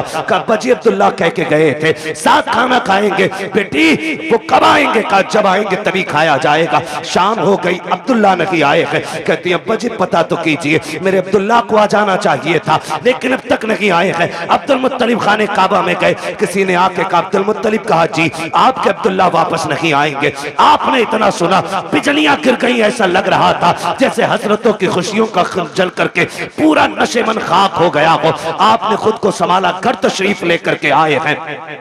अभी दरवाजे पे पहुंचे गए, दस्तक नहीं दी है, बेटी दौड़ के बाहर आ जाती है। अब्बा जी क्या हुआ? मेरे अब्दुल्लाह का पता चला कि नहीं चला है? कहते हैं बेटी सब्र करना, अब्दुल्लाह वापस नहीं आएंगे। इतना सुनना था, मेरे नबी की अम्मी बेहोश हो जाती है। होश आया, खुद को संभाला, ए मेरे परवरदिगार, मेरे बच्चे ने बाप का चेहरा नहीं देखा, इसके बाप ने बच्चे को नहीं देखा, आने से पहले मेरा बच्चा यतीम हो गया है। आवाज़े कुदरत आती है, आमीना रोने की जरूरत नहीं है, आंसू ना बहा। हमने महबूब को बेसहारा नहीं बनाया है, हमने इसको कायनात का सहारा बनाने का फैसला किया। नारे तकबीर, नारे रिसालत, नारे गौसियत, मसलके आला हजरत, नारे तकबीर, नारे। अब तवज्जो करना मेरे प्यारे, बहुत गौर से सुनिएगा, जाके बहन बेटी तक मेरी बात पहुंचा देना। सैयदा आमिना कहती हैं अब्बा जी मेरे सरताज का अब नहीं आने वाले हैं। फिर क्या था, जिंदगी की खुशियां रूठ गई, दिन को भी रोना, रात को भी रोना है। जाओ जाके बहन बेटियों को जाके समझा देना, पर खबरदार ससुराल जाना हो, कभी शोहर के खिलाफ आवाज ना उठाना, कभी उसके लिए हाथ उठा के बद्दुआ नहीं करना। तू नहीं जानती है तेरा शोहर कितना कीमती है। खुदा की कसम, अगर शोहर पागल भी होता है, तो बीवी के लिए एक चट्टान होता है, दीवाना भी होता है तो एक सायादार दरख्त होता है। लेकिन क्या करूं मेरी कौम की बेटियों, जरा सी बात बिगड़ जाती है, शोहर सूट पसंद करना ला सके, किचन में खड़े होके गालियां दे के कहती हो तू पलट के ना आए, तू जनाजे में लेट के आए, तू गाड़ी के नीचे दब के मर जा। ना मेरी बहन, कभी किसी शौहर के खिलाफ इस तरह की बकवास ना करना। तू नहीं जानती है ये जिस दिन सफेद कफन में लिपट जाएगा उस दिन कोई इज्जत देने वाला नहीं मिलेगा। आज जिसके लिए मौत मांग रही है, अगर ये मर गया कोई तुझे चैन की रोटी तक नहीं देगा। जिसके लिए तू कहती है कि तू पलट के ना आए, तुझे क्या पता है आज तेरे दुपट्टे के जो रंग है इसी शौहर की वजह से है, सोने के जो कंगन है इसी शौहर की वजह से है, घर में जो तेरी हुकूमत चल रही है शौहर की वजह से चल रही है। अगर तुझे 10 बेटों पे गुमान है तो होश के नाखून ले। हमने उन माओं को देखा है जिनके घर में 12 बेटे हैं और जब तक बाप था माँ की मर्जी के बगैर एक पत्ता नहीं हिलता था। लेकिन जिस दिन से बाप गया है आज कोई माँ से रोटी को नहीं पूछता है तूने खाई के नहीं खाई है। अगर तुझसे शौहर की अनबन है तब भी इसके लिए मौत ना मांगना। अल्लाह तौफीक दे और ये परदेश जाने लगे तू मुसल्ला बिछा दे, सजदे में सर रख, दुपट्टे की झोली बना और कह मेरे परवरदिगार मेरा सरताज बाहर गया है, मैंने बेसहारा नहीं भेजा है, तेरी रहमत का सहारा दे दिया है। ए मेरे परवरदिगार मेरे शौहर को सलामत रखना, सुहागन छोड़ के गया है, सुहाग के जोड़े में मिलाना। रो के रब से कह खुदा की कसम तू रब को आवाज दे, मेरा दिल कहता है अगर रब ने सुन ली तो मौत भी उस वक्त तक जुदा नहीं करेगी जब तक परदेश से तेरे शौहर की तेरी मुलाकात नहीं हो जाए। सुभान अल्लाह, सुभान अल्लाह, सुभान। लेकिन सुनो जमींदारों, सुनो ठेकेदारों, सुनो अमीरों, सुनो बिगड़े हुए लोगों, उन लोगों से बात कर रहा हूं जो रुखसती के बाद बेटी की कान में कहते हैं डरिए मत, फोन कर दिए लल्ला फौरन आएगा। लिमिट में रहो, लिमिट में। किसी के बाप से बेटियां नहीं पली है, तू क्या पाल लेगा? औकात में रहा करो। मियां बीवी की अनबन हो सकती है, तुम कौन होते हो बीच में? हाँ, अगर ज्यादती कर रहा है और उसके शाहिद और गवाह हैं तो फिर बेटी को उस घर में रखना भी जुल्म है। लेकिन जरा सी बात पे उसका फोन आया और तुम पहुंच गए। पहले तलाकें कम होती थी, बुरा ना मानिएगा, तलाकें कम होती थी और तलाक की नौयत भी होती थी। जिसकी बेटी को तलाक होती थी या तो वो बाप जहर खा के मर जाता था या 8-8 दिन घर से नहीं निकलता। इतने गैरत वाले लोग थे। आज गैरत मर गई मेरी कौम की। आज बेटी को बगल में खड़ा करके बाप चीख के कह रहा डिवोर्स दे, रखनी नहीं तेरे घर में। तू कैसे बोला? वो गैरत कर, शर्म कर। बड़े बड़े बादशाहों से बेटी नहीं रखी गई, तू कौन होता रखने वाला? आज बाप तलाक के लिए खड़ा है, शर्म नहीं आती है मियां बीवी के मसले में टांग अड़ाने में? बता तेरी बेटी ज्यादा अजमत वाली है या मेरे नबी की बेटी ज्यादा अजमत वाली है? कह रहा तुझे पता ना ये मेरी बेटी है, तू लपटंट है, मेरी बेटी है ये। ओ सुन, होगी तेरी अभी उसकी बीवी है, इसलिए आप लिमिट में रहिए। तो कह रहा डरिए मत, फोन कर दिए, चाबी गाड़ी में लगी रहती है, लल्ला किक मारेगा फट से पहुंच जाएगा। क्या करेगा पहुंच के? ज्यादा जाके थप्पड़ मार देगा, गला तो काट नहीं देगा, थप्पड़ मार देगा। शोहर के पास इतनी पावर है, उसने जहां कहा ना 3 तलाक, बेड़ा ही गरक हो जाएगा तेरा। फिर कुछ भी कर लेना, ये लौट के आने वाले जुमले नहीं। इसलिए ये ना कह खड़े, वो कह जो मेरे नबी ने कहा। फरमाया फातिमा अब तक मेरी रजा की फिक्र थी, अब मेरे अली की रजा की फिक्र करनी है। ये मेरे नबी ने बेटी को कह के भेजा। कुछ भी हो जाए मेरा अली रूठना नहीं चाहिए। और तू कह रहा डरना मत, औकात कुछ भी नहीं, 2 मिनट में अंदर करा देंगे। क्या कर लेगा अंदर करा के? बेटी का सुहाग वापस नहीं दिला सकता। और फिर कुट पिटा के बेटी वापस आ भी गई ना तो फिर उसे इज्जत नहीं मिलेगी घर में। इज्जतों के रखवाले बने, रिश्ते बड़े अहम हैं। बेटियों को समझाओ। मौलाना आए थे, तकरीर करके गए और अपनी बीवी को डांट रहा जाके, बीवी को सुधार रहा। हमारा मुआशरा बेहतर इसलिए नहीं हो रहा कि हम ये चाहते मेरी बीवी सुधर जाए। ये कोई नहीं चाहता बेटी सुधर जाए। यहां से जाके बीवी को मत बताना, यहां से जाके बेटी को बताना। कि बेटी जब तक जिंदा रहना है कनीज़े फातिमा बन के रहना। सुभान अल्लाह। मेरा चैलेंज है, जब बेटियां सवर जाएंगी तो किसी घर की बहू खराब नहीं हो सकती है। बेटियों को बेहतर करो, बेटियों को। मेरी बहन मुश्किल है जिंदगी का गुजरना शोहर के बगैर। आज बात बात में तलाक चाहिए तुझसे, नहीं। फरमाया गया जो बिला उज़्र शरी के अपने शोहर से तलाक का मुतालबा करे, अल्लाह उस पे जन्नत की खुशबू हराम फरमा देता है। क्यों मांग रही हो तलाक? कहा जी मुझे सुख नहीं मिला।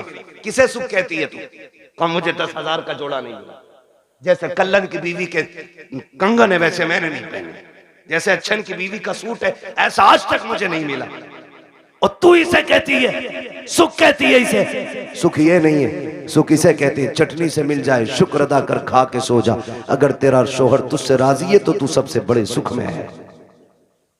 और तू सोने के लुक में खा, तेरा शोहर तुझसे नाराज है तो तू सबसे बड़े दुख में है, सुख में नहीं। सुख किसे कहते हैं? सुख किसे कहते हैं? सुख ये होता है तुझसे तेरा परिवार राजी रहे, मर जा। कहती नहीं मैं रहना ही नहीं है जी, मैंने इनसे जोड़ा मांगा, इन्होंने मुझसे कहा मेरे पास कुछ नहीं है। मेरी बहन कान खोल के सुन, देख तो सही, अगर दौलत सबसे बड़ी चीज होती तो मेरा नबी सबसे ज्यादा दौलत देवबंद मिल गया, देख के दे दी। पैसे वाला था, गाड़ी लाया था, लिया भी कुछ नहीं, आग लगे तेरे दामाद में। सीधी सी बात है। ओ भाई पैसे देख के दे दी। हुजूर ने जिसके हाथ में हाथ दिया था बेटी का, वो इतना गरीब मक्के का अली है कि जिसके पास मेहर देने का भी पैसा नहीं था, उसके हाथ में। और बेटी से क्या कहा था? फातिमा उस अली के साथ रिश्ता किया है जिस अली से बेहतर जमीन पे तेरे लिए कोई शोहर हो ही नहीं सकता है। हो किधर, जा किधर? हजरत आमीना रोई, रोई सैयदा आमीना बेकरार हो गई। मालिक बच्चा आया है लेकिन बाप नहीं रहे। रोई, दुख होता है, दुख होता है। आज सच में अल्लाह भला करे हमारी कौम का। और एक हंगामा मैशर हो तो भूलूं उसको, सैकड़ों बातों का रह रह के ख्याल आता है। हमसे कहा गया सारे मौजूआत पे थोड़ा थोड़ा बोल लेना। भाई चौधरी साहब अगर सारे मौजूआत पे बोलूं तो 3 घंटे चाहिए। एक बात कम से कम इतनी तो की जाए जो उसका समझ में आ जाए कि इसमें क्या नुकसान क्या नफा है। बस आखिरी बात मैं करने लगा हूं, अल्लाह आपको सलामत रखे। टाइम 1.25 घंटे से ऊपर हो गया। बहुत गौर से मेरी बात सुनिए। हुजूर माँ के शिकम में आए, मुश्किल जिंदगी होती है एक बेवा की, और वो जिंदगी तो बड़ी मुश्किल थी। इतनी मुश्किल जिंदगी थी कि उस दौर में बेवा को जीने का हक ही कोई नहीं था। लोग कहते हैं ना क्यों मिलाद मनाते हो? इसलिए ही तो मिलाद मनाते। अगर किसी का शौहर इंतकाल कर जाता था ना, या तो उसे मनहूस समझा जाता था, या उसे शौहर की चिता पे जला दिया जाता था, या उसे 40 दिन एक कमरे में बंद कर दिया जाता था। फिर भी जिंदा निकल आती तो गधे पे बैठाया जाता, काला मुंह किया जाता और कहा जाता ये वो मनहूस है जो शौहर को खा गई, और फिर उससे कोई निकाह नहीं करता। इतनी नफरत बेवा से थी। अगर कोई काम पे निकल रहा और सामने बेवा आ गई तो पीछे लौट जाता था कि इस मनहूस का चेहरा देख लिए। ये दौर और इतना मुश्किल जमाना, उस दौर में भी मक्के के अंदर सैयदा आमीना फरमाती बेवा होना बहुत मुश्किल काम था। और ऊपर से हमारे कबीले का दस्तूर ये था कि जब किसी का शौहर इंतकाल कर जाए तो खुशबू नहीं लगानी, इत्र नहीं लगाना, 1 साल तक सोग मनाना होता था। कहती मेरी जिंदगी बड़ी मुश्किल हो गई। कहती मेरा दिन को भी रोना रात को भी। एक दिन मैं सोई ना, रात को आंख रोते रोते लग गई। ख्वाब में एक बुजुर्ग तशरीफ लाए और उन्होंने कहा आमीना मुबारक हो तुझे। मैंने कहा आने वाले ये बता, मेरी तो रातें रो के गुजरती हैं, दिन रो के गुजरते हैं, मुबारक किस बात की देने आए हो? कहा मैं इस बात की मुबारकबाद देने आया हूँ क्योंकि तू नबियों के इमाम की माँ बनने वाली है। भाई वाह, सुभान अल्लाह, सुभान अल्लाह। ये मिलाद है मेरे नबी का, ये आदम कर रहा है क्योंकि तू नबियों के इमाम की माँ बनने वाली है। कहने लगी बाबा मैंने पहचाना नहीं आपको। कहा मुझे नहीं जानती, मुझे आदम सफीउल्लाह कहा जाता है, मुझे आदम कहा जाता है। कहती जिस दिन पहले दिन आदम आए, मुबारकबाद दी, मैं सुबह उठी ना मेरे माथे पे पसीना। कहती मैंने हर दिन की तरह यूं साफ किया। कहती बस साफ करना था, मेरे दुपट्टे से मुश्क की खुशबू आने लग जाती है। मुश्क की खुशबू आ रही है, हैरत नहीं होती है? कह रहा नबी हमारी तरह है, आम इंसान की तरह नबी तशरीफ लाए हैं। सनीचर तू पैदा हो पूरे मोहल्ले में बदबू आए। तेरे अब्बा की शक्ल देख के पता चल जाए ये उस मनहूस का अब्बा है, और तू कह रहा हमारी तरह। देख मेरा नबी कैसा है। ये आला हजरत ने नहीं कहा है, मुहद्दिस देहलवी नहीं कह रहे हैं, ये नबी की अम्मी सैयदा आमिना फरमा रही हैं कि जब माथे पे मैंने पसीना साफ किया मेरे कपड़े से खुशबू, अब चूंकि बेवा को खुशबू नहीं लगानी थी मैं डर गई, मेरे दुपट्टे से खुशबू आई तो जमाना क्या कहेगा। मैं धोने के लिए दौड़ी, जब मैंने पानी डाला तो कहते दुपट्टे की खुशबू खत्म करनी थी, जो पानी दुपट्टे से निकल रहा था उस पानी से खुशबू थी, जिस जमीन पे लग रहा था उस जमीन पे खुशबू थी। का मैंने धोना छोड़ दिया, दुपट्टा समेट के रख दिया। जैसे जैसे दिन गुजरते गए मुबारकबादियां मिलती रही, अंबिया आते रहे, मुबारकबादी देते रहे। कहते फिर वो दिन गुजरते गए, कहते जब कई महीने गुजर गए एक दिन ऐसा हुआ कि खुशबू मेरे घर से निकली, आंगन में फैली, आंगन को पार किया, पड़ोस में गई, पड़ोस की हदों को तोड़ा, मोहल्ले में फैल गई। मैं खुशबू छुपा रही थी लेकिन खुशबू आगे बढ़ती जा रही थी कि यहां तक के बातें होने लग गई। आमिना बड़ी अजीब खुशबू लगाती है। बात चलते चलते अब्दुल मुत्तलिब तक आ गई। अब्दुल मुत्तलिब घर आए, आमीना बेटी सुना गए तू खुशबू लगाया करती है। कहा ना मैंने कोई खुशबू नहीं लगाई है। कहा अगर खुशबू नहीं लगाई तो तेरे बदन से खुशबू के झोंके कैसे आते हैं। कहते हैं अब्बा जी सच ये है मैं कोई इत्र नहीं लगाती हूँ, हकीकत ये है जब से आपके बेटे अब्दुल्ला की अमानत मेरे शिकम में आई है मैं जिन गलियों से गुजरती हूँ वो गलियां उसकी खुशबू से महक जाया कर। क्या बात है, नारे तकबीर, नारे रिसालत। तवज्जो है ना सारे लोगों की। मैं मिलाद बयान बहुत तेजी में बयान कर रहा हूँ। कहती हैं कि मेरी बात नहीं है, ये उस बच्चे की बरकत है जो मेरे शिकम में आया है। मैं गलियों से गुजरूं तो गलियों से खुशबू आती है। मुस्कुराने लगे। बेटी और भी कोई बात कहा अब्बा, और भी ताज्जुब खेज बात है। कहा क्या का एक दिन मैं सहन में टहल लगी थी, मैंने कंकर उठाया, मैंने कहा फेंक तो चुभ ना जाए। कहती जब मैंने हाथ लगाया, ये नबी नहीं नबी की अम्मी कह रही। कौन नबी की, बोले जरा कौन? नबी की अम्मी कह रही है, नबी नहीं कह रहे, नबी की अम्मी कह रही वो कंकर मैंने उठाया, मैं चाहूं कि फेंक दूं। कहती जब हाथ लगाया ना तो वो मोम की तरह पिघलने लग गया, मोम की तरह। कहती मेरे मुंह से जुमला निकला, या अल्लाह ये क्या मामला है, ये पत्थर पिघल रहा है, कंकर पिघल रहा है। कहती इतना कहा ना वो कंकर बोलने लगा। उसने कहा आमीना यार को तो आने दे, अभी तो छोटे छोटे पिघल रहे हैं, जब वो आ जाएंगे बड़े बड़े पत्थर पिघलने लग जाएंगे। सुभान अल्लाह। वो कंकर मुझसे बोला। कहती मेरे ससुर मुस्कुराने लग गए। आमीना और भी बात है ना, और भी कहा अब्बा और बताऊं। कहा क्या, एक दिन मैं सो रही थी, मुझे पसीना आया ना, अचानक मेरी कमर के पीछे से ठंडी हवा के झोंके आए। जब झोंके आए मैंने मुड़ के देखा, ये हवा किधर से आ रही, मौसम में तो हवा नहीं है। कहती जब मुड़ के देखा ना तो दो खूबसूरत परियां, एक दो खूबसूरत चांद जैसी चेहरे वाली शहजादियां मेरी कमर के पीछे पंखे से हवा कर रही। मैंने कहा कौन हो जी, इधर किधर से? उन्होंने कहा कि हम आपकी खिदमत के लिए आए। कहा तुम्हें मक्के में तो नहीं देखा? कहा देख भी नहीं सकती। कहा क्यों? कहा हम मक्के से नहीं, हम तो रब की जन्नत से आए हुए हैं। जन्नत से कहा? हाँ। कहा क्यों? का तेरे माथे पे पसीना आया, रब ने हुक्म दे दिया मेरे महबूब की माँ की जाके ठंडी हवाओं के झोंके पेश किए जाए। अल्लाह अकबर। नबी की अम्मी कहती है अब्बा ये भी हुआ? कहा और कुछ? कहा हाँ और भी है। कहा क्या? तवज्जो है, सुन लेंगे जरा 5 मिनट, जितने सुनना चाहते हैं जरा कहते हैं या रसूल अल्लाह। माशाअल्लाह अब तो सबके हाथ उठ गए। या रसूल अल्लाह, जिन्होंने हाथ उठाए आपको आपकी शहजादी का वास्ता उस वक्त तक मौत ना आए जब तक हुजूर के शहर की हाजिरी नसीब ना हो जाए। अल्लाह सबको सलामत रखे। कहती बेटी और भी कुछ? हाँ अब्बा और भी कुछ। सुने देखो वो फजीता खोर भी याद रखना, नबी हमारी तरह, और मेरे नबी की शान भी सुनना। मिलाद वालों मुबारकबाद के लायक हुजूर की मिलाद कर रहे हो, मुबारकबाद के लायक। कहती है अब्बा जी रात को ना होता यह है कि कभी कभी आप चले जाते हैं ना, पानी खत्म हो जाता है घर में। क्या हो जाता है? पानी खत्म हो जाता है। सुन रहे हैं ना मेरे भाई? वक्त ज्यादा तो नहीं हुआ मेरा, अभी है मेरे पास, अभी टाइम है। अल्लाह सबका टाइम बढ़ा दे। बड़ी हल्के से आमीन कह रहे, दिल भरा रखा है ना बढ़ा रहे। तवज्जो है ना सारे लोगों की? बेटी और कुछ? हाँ कभी कभी आप चले जाते हो ना हरम शरीफ पानी पिलाने के लिए, वो घर में कभी कभी ऐसा होता आप पानी घर का भी ले जाते हो। अम्मी मुझसे कहती है आमीना पानी भर ला। ये नबी की अम्मी कहती मैं बर्तन लेती हूँ और कुएं पे जाती हूँ। लड़कियां मुझे देखती हैं, खड़ी रहती हैं। बेटी क्यों? तो जब मैं चली जाती हूँ ना तो उन्हें डोल रस्सी डालनी नहीं पड़ती। क्या मतलब? अब्बा मैं जाती हूँ और मैं कुएं के किनारे खड़े होती हूँ और झांकती हूँ ना तो पानी छलांगे मार के किनारे पे आके खड़ा हो जाता है। किनारे पे आके खड़ा हो जाता, अब्बा जी सब यूं बर्तन भर लेती हैं, किसी को रस्सी डोल की जरूरत नहीं पड़ती। बेटी फिर तुम, अब्बा सबसे बाद में मेरी बारी आती है, फिर मैं पानी भरती हूँ, और जब मुड़ के चलती हूँ फिर पानी नीचे जाता है। अब्बा बोलता है पानी जब नीचे जाता है तो पानी बोलता है, हाँ अब्बा पानी नहीं। जब मैं वापस आती हूँ सारी बच्चियां लड़कियां आती हैं, मैं पीछे रह जाती हूँ, तो जब मैं चलती हूँ ना तो जो बड़े दरख्त हैं वो भी सजदे में गिर जाते हैं, जो छोटे पौधे हैं वो भी गिर जाते हैं। अब्बा पत्थर भी बोलते, कंकर भी बोलते। बेटी क्या बोलते? कि अब्बा जी वो बोलते मैं सुनती हूँ। तो अब्दुल मुत्तलिब कहते हैं बेटी तुम उनकी आवाज सुनती हो? कहा हाँ। उनकी बोली समझ लेती हो? कहा जी अब्बा समझ भी लेती हो। अब जब इतनी बात कही, कहते हैं बेटी बताओ ना क्या कहते हैं वो?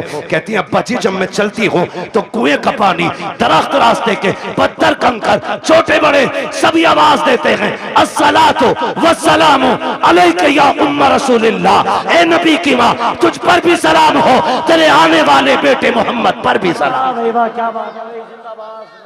अल्लाह कलेजा ठंडा हो गया, मुस्कुराने लगे, कहने लगे रब ने मेरी दुआ कबूल कर ली। अब्बा क्या मतलब? का एक दिन तुझे रोते देखा, मैं हरम में गया, मैंने खिलाफे काबा पकड़ के कहा था काबे वाले मुझे तूने और भी बेटे दिए, मेरा एक गया तो मैं सब्र कर लूंगा। आमीना का तो कोई सहारा ही नहीं रहा। ये जो बच्चा आने वाला है ना, अल्लाह इसे ऐसा बना देना कि ये मेरी आमीना का सहारा बन जाए। कहते मैंने इतना का आवाज आई अब्दुल मुत्तलिब तू तो आमीना के सहारे की बात कर रहा है, जिसको हम भेजने वाले हैं ना हमने उसे कायनात का सहारा बनाने का फैसला। सुभान अल्लाह, सुभान अल्लाह, सुभान। कि मैं तभी समझ गया ये बेटा शान वाला होगा। नबी की अम्मी बयान फरमाती है फिर वक्त गुजरता गया, वो रात आ गई जिस रात में मेरा शहजादा आने वाला है, शहजादा आने वाला है। घर सजाए थे आप? सजाए थे भाई? बोले अगर सजाए हो तो सजाए थे कि नहीं? लाइट लगी थी, झंडे भी लगे होंगे, ये तो पहचान है हम सुन्नियों की, है ना? सारी मस्जिदें सजी थी। सुभान अल्लाह, मस्जिदें सजी कोई नया काम नहीं।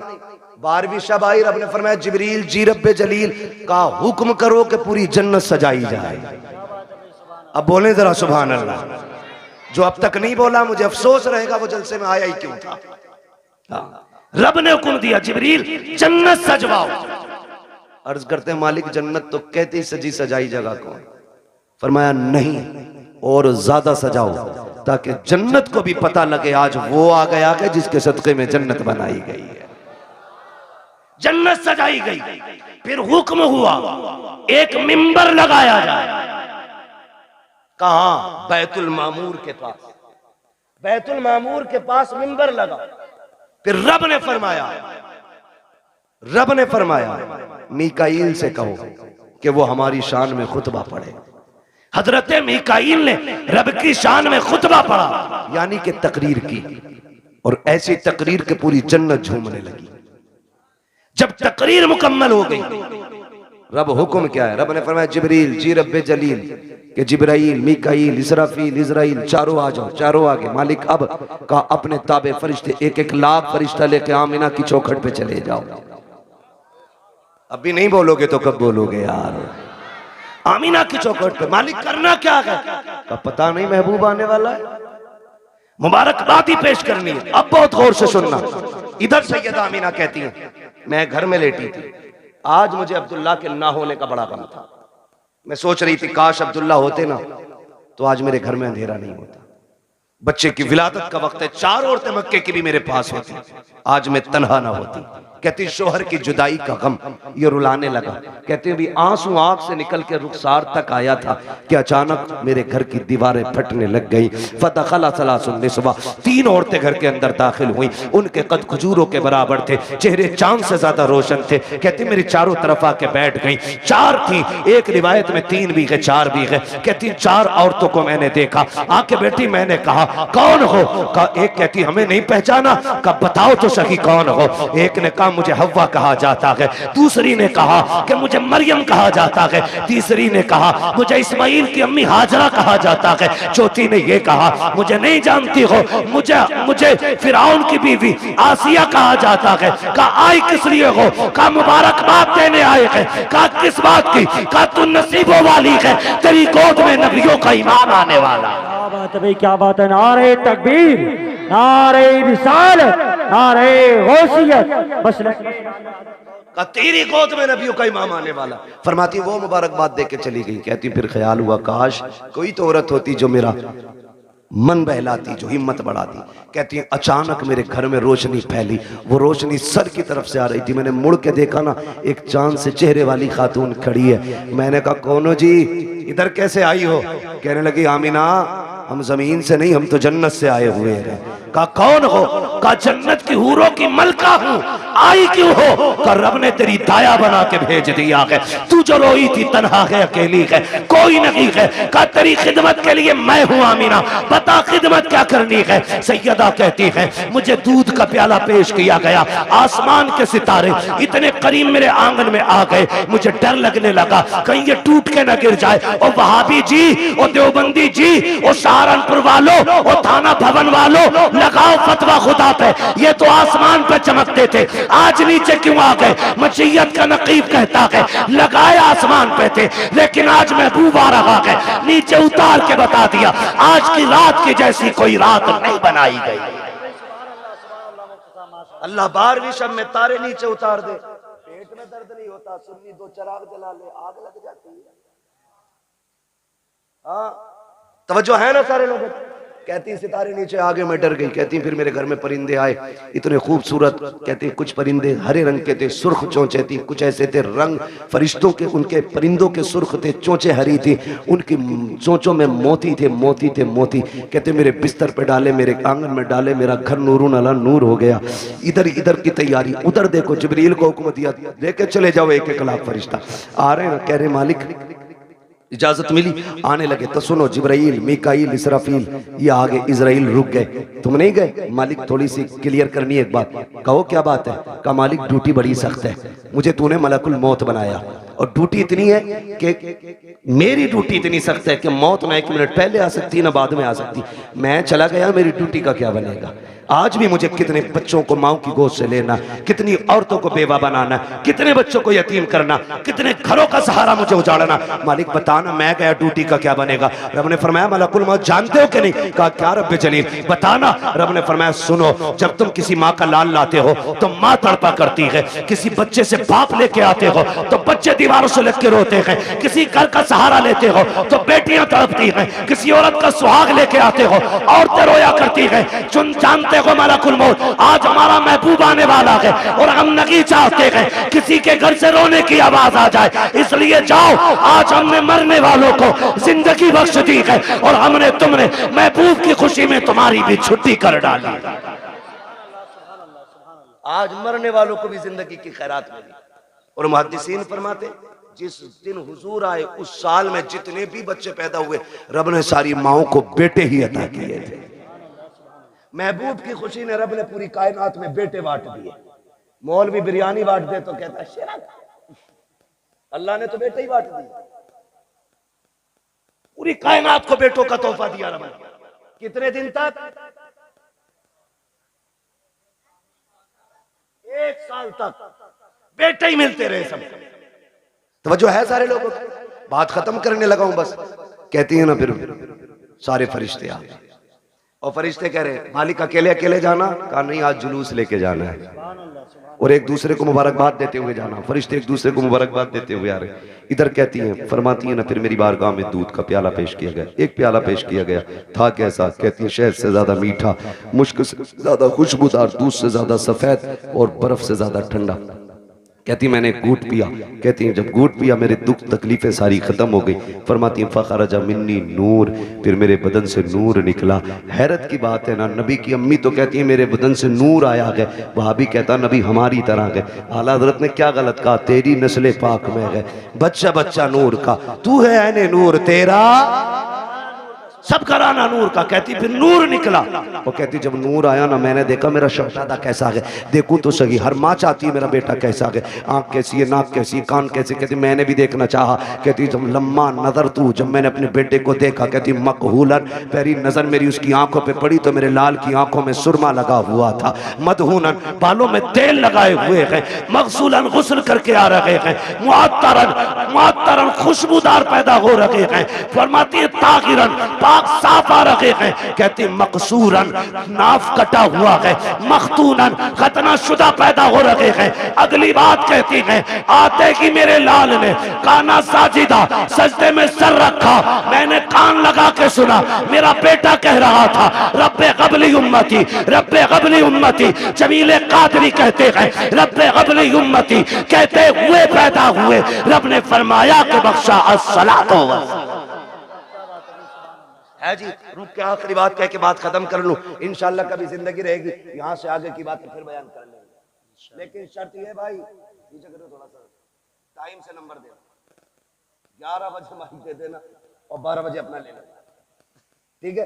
इंशाल्लाह कभी टाइम से गुफ्तगू होगी। हुजूर तशरीफ लाए, कायनात मुस्कुराने लगी, बातें बहुत सी हैं। हुजूर आ गए, हुजूर आए, इधर मेरे हुजूर ने सजदे में सर, उधर काबा झुक गया। आला हज़रत फरमाते हैं जिनके सजदे को महराब काबा झुकी, उन भवों की लताफत पे, जोर से, उन भवों की लताफत पे लाखों सलाम। और फरमाते हैं पतली पतली गुले कुद्स की पत्तियां, उन लबों की लताफत पे लाखों सलाम। ये क्यों झुक गया काबा, ये क्यों आ गया रुकू में, क्यों सजदे की तरफ दौड़ा। आवाज आती बरेली से, हाजियो आओ, शहंशाह का रोजा देखो, काबा तो देख चुके, काबे का, काबे का काबा देखो। हुजूर आए, कायनात मुस्कुराने लगी। हुजूर मुहद्दिस देलवी फरमाते हैं जिस जमीन पर हुजूर की विलादत का तज़किरा होता है, अल्लाह 1 साल तक उस जमीन पे अपने करम की बारिशें फरमाता है। जिस मोहल्ले, जिस बस्ती में हुजूर की विलादत होती है ना, अल्लाह 1 साल तक उस बस्ती से मुसीबतों को दूर फरमा दिया करता है। इतनी बड़ी बरकतें हुजूर की विलादत की तज़किरे की हैं। आला हज़रत फरमाते हैं हश्र तक डालेंगे हम पैदाइश मौला की धूम,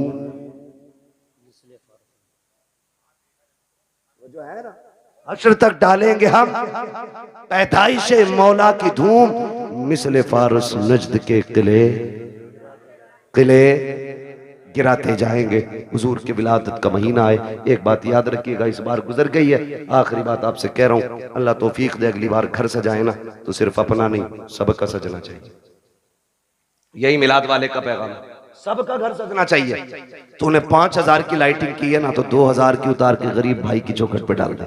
क्या यार, हुजूर सिर्फ मेरे नहीं तेरे भी तो है ना, तेरे भी आंगन में हुजूर की आमद की खुशी लगनी चाहिए। और ऐसा नहीं कि रुक जा, तेरे से अच्छा करके सजाऊंगा, और सारी लड़ी और टिमटिमा रहा उन्हें, इसमें सवाब नहीं, गुनाह मिलेगा। किसी का दिल तोड़ के मिलाद नहीं मनाना है, दिल जोड़ने के लिए मिलाद मनाना है। करेंगे इंशाल्लाह ऐसा ही, सारे वादा करें इंशाल्लाह। और हुजूर की विलादत का दिन आए ना, मीठा तकसीम करो, लंगर करो, खिलाओ, जात मत देखो, बिरादरी मत देखो, खिलाओ, ताकि दुनिया गैर मुस्लिम भी खा के जाए ना, उससे के यार खा ले आज, ना पूछ, ताकि उसे पता चले जब उनका मिलाद आता है ना तो सबका पेट भराया जाता है।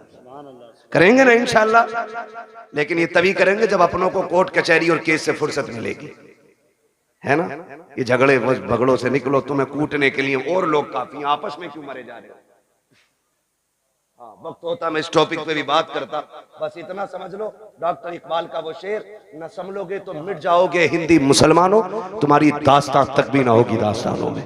ठीक है जी, अपनी तालीम भी मजबूत कीजिए और अपनी क़यादत भी मजबूत कीजिए। आपकी तालीम भी कच्ची है, आपकी क़यादत भी कच्ची है, आप दोनों चीजों पे मजबूती से कोशिश करें। इल्म की जिम्मेदारी हमारे उलमा ले रखे हैं और क़यादत की जिम्मेदारी ये जिम्मेदार लोग जाने कैसे करेंगे। बहरहाल हमारी क़यादत भी मजबूत होनी चाहिए और हमारा हर एंगल से मुस्लिम कौम का एक बंदा मजबूत होना चाहिए। हमें चोरी करने की जरूरत नहीं है, हमारे नबी ने हमें उतना दे दिया। डॉक्टर इकबाल ने कहा था, तेरे दामन में है किस लालो जवाहर की कमी, तू किसी और के दामन की तरफ क्यों देखे। ठीक है, सब कुछ अल्लाह ने दिया, तो इसलिए कोशिश करेंगे इंशाल्लाह, हम तालीम पे भी ध्यान देंगे, तरबियत पे भी ध्यान देंगे। अल्लाह ताला हमारी इस कमेटी को दिन दूनी रात चौगनी तरक्की अता फरमाए और हमारी तमाम मुसलमान भाइयों को मौला करीम हर परेशानी से महफूज फरमाए। बिलखुसूस मौला फ़िलिस्तीन के मुसलमानों के हाल पर रहम फरमाए। और हमारे मौलाना राशिद रज़ा मरकज़ी साहब, इन्होंने एक वाकई एक बहुत बड़ा काम अपने सर लिया गया। ये एक यूँ कहें कि ये कई तंजीमों का काम था जो अकेले इस मर्द मुजाहिद ने शुरू किया है। हम सब की जिम्मेदारी बनती है, हम अपने भाई राशिद रज़ा मरकज़ी के साथ खड़े हों। बेटी कहीं की भी हो, हमारी बेटी है ना, हमारी बेटी है, इसलिए आपने कम से कम एक कोने की बेटियों की जिम्मेदारी उठाई है। इंशाअल्लाह कल इस इलाके से कोई ऐसा मर्द मुजाहिद खड़ा होगा जो इस इलाके की बेटियों की तालीम के बारे में सोचेगा, उनकी तरबियत के बारे में सोचेगा, और हम दुनिया को बताएंगे इंशाअल्लाह ना हम तालीम में कमजोर हैं, ना हम तरबियत में कमजोर हैं, ना कल हम किसी के टुकड़ों पे थे, ना आज हम किसी के टुकड़ों पे हैं। हमारा तो सिर्फ एक ही दरबार है, और उसके बारे में कहते हैं तेरे टुकड़ों पे पले गैर की ठोकर पे न डाल, झिड़कियां खाएं कहाँ छोड़ के सदका तेरा, वह अम्मा बिनिअमति रब्बिका फहद्दिस, अपने रब की नेमतों का खूब खूब चर्चा करो। इसलिए गुजारिश है हुजूर का मिलाद आए, सारे मिल बांट के मोहब्बत से हुजूर का विलादत मनाएं, पार्टी बंदी झगड़े फसाद सारे खत्म करें और एक झंडे के नीचे आ जाएं। वो झंडा हुजूर की गुलामी का झंडा होना चाहिए, हुजूर की गुलामी का झंडा होना चाहिए। नौजवानों तालीम में तरबियत में आगे बढ़ना है। बस जो हुए अगलात उनको माफ फरमाए रब्बे कायनात। जिंदगी ने दिया साथ, फिर होगी मुलाकात, चमन रहा फूल खिलेंगे, जिंदगी रहेगी फिर मिलेंगे। मुसाफिर हम भी, मुसाफिर हो तुम भी, किसी मोड़ पर फिर मुलाकात होगी। फकीरान आए सदा कर चले, सदा खुश रहो ये दुआ कर चले। सारे लोग कलमा शरीफ पढ़ लीजिए, ला इलाहा। ए भैया कलमा तो जोर से पढ़ लो यार, कसम से। कौन सा नाम है अपना? काकर खेड़ा। काकर खेड़ा के भाइयों कलमा तो जोर से पढ़ लो यार, है ना। बड़ी मेहनत करी आपने, अल्लाह आपको सलामत रखे। इतनी देर बैठे रहना भी किसी जिहाद से कम नहीं है, जबकि इस वक्त में तो लोग मोबाइल में डूबे पड़े, है ना। कोई रील देख रहा होगा, कोई रील बना रहा होगा। अल्लाह आपको सलामत रख के अभी तक बैठे हो। कलमा जोर से पढ़ने, जरा पढ़े जोर से, ला इलाहा इल्लल्लाहु मुहम्मदुर रसूलुल्लाह, अस्तगफिरुल्लाह रब्बी मिन कुल्ली ज़ंबि व अतूबु इलैहि व मा अलैना इल्लल बलाग। अस्सलामु अलैकुम व रहमतुल्लाहि व बरकातुहू।